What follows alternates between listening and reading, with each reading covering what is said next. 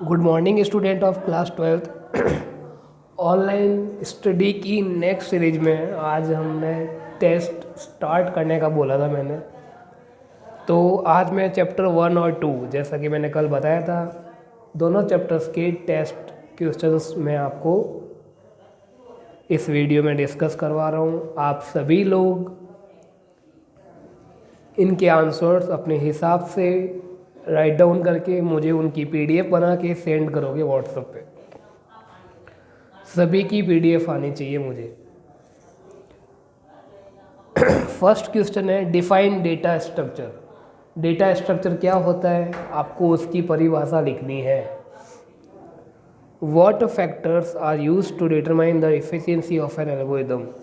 ऐसे कौन से फैक्टर्स हैं जो एल्गोरिदम की इफ़िशियंसी डिसाइड करते हैं कि कौन सा एल्गोरिदम इफ़िशियंट है, कौन सा वर्स्ट केस में है, कौन सा बेस्ट केस में है, कौन सा यूजेबल नहीं है, टाइम कंज्यूमिंग है। वो सब आपको दो फैक्टर्स बताने, दो फैक्टर्स है इसके, वो आपको बताने हैं। What is an array, explain it's type. Array क्या होता है वो आपको बताना है और इसके जो दो टाइप्स है वो भी आपको एक्सप्लेन करने हैं। Write the formula of calculation of memory address of any element of multi dimensional array, row major format. देखो टू डायमेंशनल एरे जो है, जिसे हम मल्टी डायमेंशनल एरे भी कहते हैं, उसके अंदर अगर आपके पास ऑल रिक्वायर्ड इंफॉर्मेशन है then how you will calculate the memory address of asked और रिक्वायर्ड एलिमेंट। अगर आपके पास सारे मेजरमेंट दे दिए, आपको नंबर ऑफ रोज दे दी, नंबर ऑफ कॉलम दे दिया, बेस एड्रेस दे दिया, स्टार्टिंग एंड एंडिंग एड्रेस दे दिए, आपके पास सब कुछ डिटेल्स है रिक्वायर्ड, और आपको पूछा गया है कि भाई पर्टिकुलर एक मेमोरी एड्रेस का मतलब एक वैल्यू दी जाएगी, उसका एड्रेस निकालना है, then how will you calculate in multi dimensional array. और इसके दो मेथड है, एक तो रो वाइज निकालते हैं और एक कॉलम वाइज निकालते हैं। तो मैंने आपको ब्रैकेट में लिखा है कि आपको रो वाइज कैलकुलेट करना है। दो फॉर्मूले हैं इसके, ध्यान रखना, लेकिन आपको इसके अंदर रो वाला जो फॉर्मूला है ध्यान रखना, ओनली फॉर्मूले से कुछ नहीं होगा। जो फॉर्मूला है वो भी आप लिखेंगे और उसके अंदर जो जो भी वेरिएबल्स है, जो जो वैल्यू यूज में होगी, जैसे आई है, ए है, वॉट जो भी होगा, तो वो फॉर्मूले में तो लिखना ही है। नीचे आप उनको नरेट करोगे, नोट में लिखोगे कि हाँ हमने ये वैल्यू ये होती है, यहाँ पर ये वैल्यू पुट करेंगे, ये वाली वैल्यू, मतलब उनको नरेट करना है कि कौन सा वेरिएबल किस वैल्यू को रिप्रेजेंट करेगा, जैसा आपकी बुक में भी था। नेक्स्ट है fifth, given the base address of an array x 600 to 1200। देखिए आपके सामने एक सिंगल डायमेंशनल एरे है जिसकी स्टार्टिंग इंडेक्स है 600 एंड द लास्ट इंडेक्स है 1200 और उस एरे का नाम है एक्स। ठीक है, S320, यानी कि उनका जो बेस एड्रेस है, जो स्टार्टिंग एलिमेंट का एड्रेस है वो है 320 and the array is float type.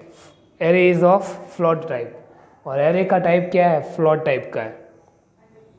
Find the address of x, bracket में मैंने 800 लिखा है, ध्यान रखना 800। अगर मान लो किसी को नहीं दिखे तो मैं यहाँ उसको वापस पॉइंट आउट कर रहा हूँ कि ये वैल्यू है, इसको मैं 800 कह रहा हूँ।